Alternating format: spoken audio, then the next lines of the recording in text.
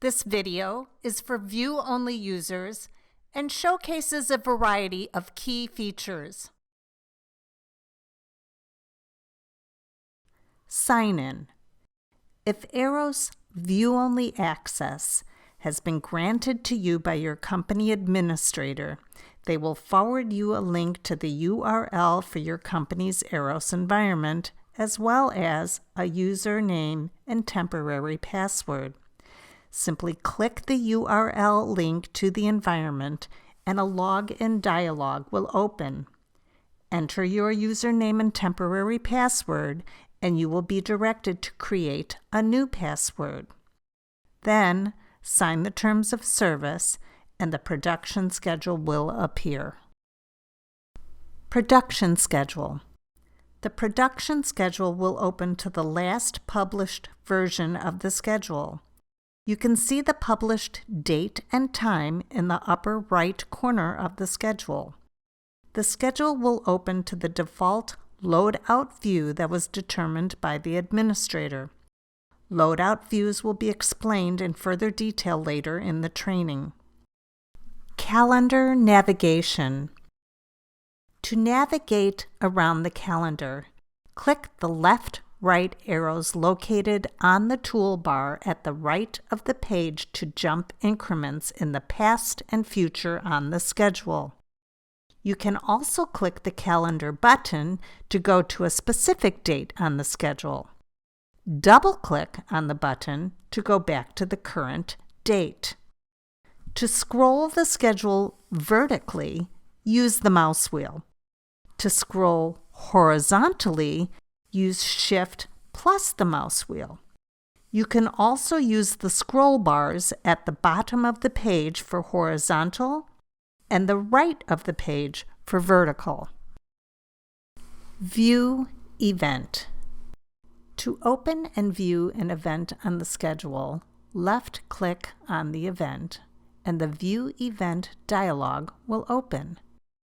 The dialog will open on the Summary tab, where you can view the details of the event, such as aircraft number, track, dates, requirements, etc. Also located on the Summary tab is the Open Timeline button, which when clicked will take you to the aircraft timeline.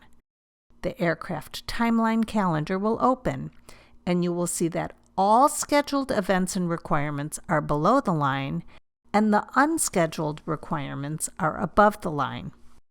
To navigate the calendar, click the Jump Events button, select Date button, and the left-right arrow buttons.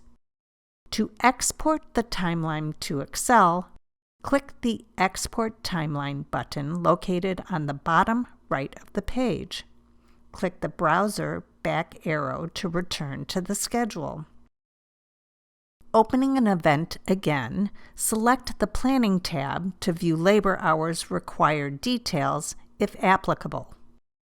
The Actuals tab will show you the event status, track, actual dates, and other details. If the Comments feature is enabled for you by the administrator, the Comments tab will allow you to view comments made about the event, as well as give you the ability to add, edit, and delete comments. If comments are not enabled for you, the Comments tab will be disabled. Hovercard Control Pane. After exiting the View Event dialog, notice that you can Shift plus hover over the event to view the hover card, which shows you details about the event, in addition to the details on the event bar.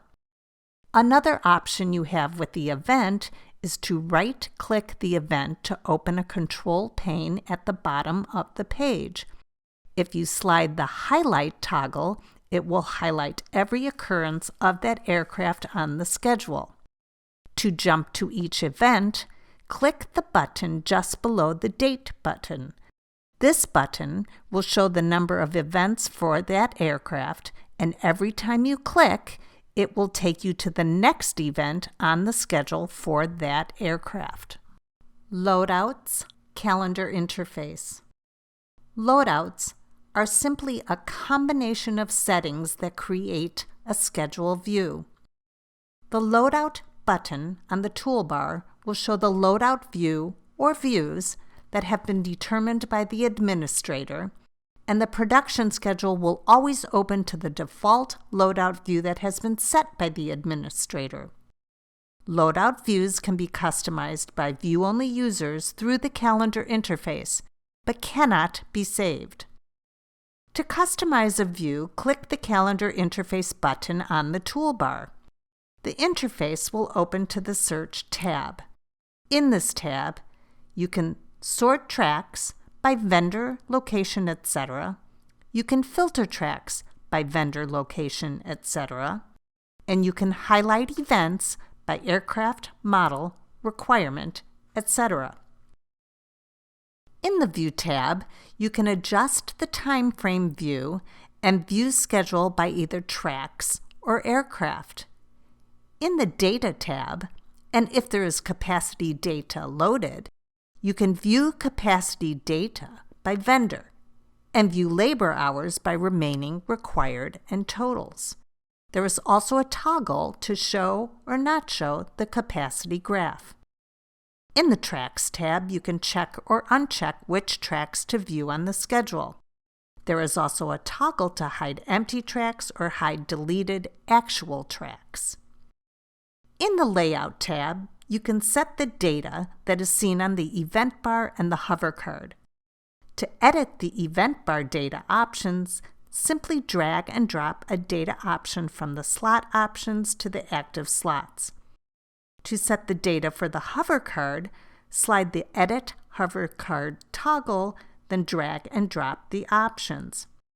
To hide the icons on the event bar, slide the Hide Icons toggle. And to hide the year on the event bar and Hovercard, slide the Hide Year toggle. The last tab is Settings, and in this tab you can adjust the font size and event height of the event bar. There are several toggles here to change your view. The first toggle is to view the schedule in Color by Slack, which will show the events in different colors based on the slack time remaining of each event. Another toggle is Fill Color, which will add or remove the fill color of the event bar. To show holidays on the schedule, slide the Show Holidays toggle. You can also render the grid on the schedule by sliding the Render Grid toggle. Reference lines. Reference lines are useful if you want to isolate a date or dates on the schedule because the line will run the entire length of the schedule. To add a reference line on the schedule, click the reference line icon on the toolbar, enter a date, and click the plus sign to add a line. Repeat the process to add multiple lines to the schedule. To remove an existing line, hover over the line and left-click plus drag to move the line to another date on the schedule. You can also delete a line by clicking the reference line icon, then hovering over the date and clicking the trash icon. To delete all lines, click the Clear All icon. Full screen. To view the schedule in full screen mode, click the full screen icon on the toolbar. To return to normal view, press the Escape key. Print schedule. To print the same view that is on the schedule, simply right-click on an open space on the schedule. Select Save Image As to create a download of a PNG image of the schedule. Select Copy Image, and you will be able to paste the schedule view image in a Word document, PowerPoint, etc. Production drop-down menu. The Production drop-down menu gives you options to export events to Excel, print the schedule, open the aircraft timeline, as well as open the metrics dashboard if enabled. If you select the Export option, it will open the Export Schedule Events dialog. Enter the start and end dates of the events you would like to export, then click Export to produce an Excel download. If you select the Print option, it will open the Print Scenario dialog. In most cases, toggle off Fit to Size, click Print, then use the printer settings to print the schedule. If you select the Open Timeline option, it will open the aircraft timeline calendar. Details about the aircraft timeline are documented in the View Event section of this training. Click the back arrow in the browser to go back to the schedule. If access to the metrics dashboard is enabled for you by the administrator, you will be able to select the Open Metrics option.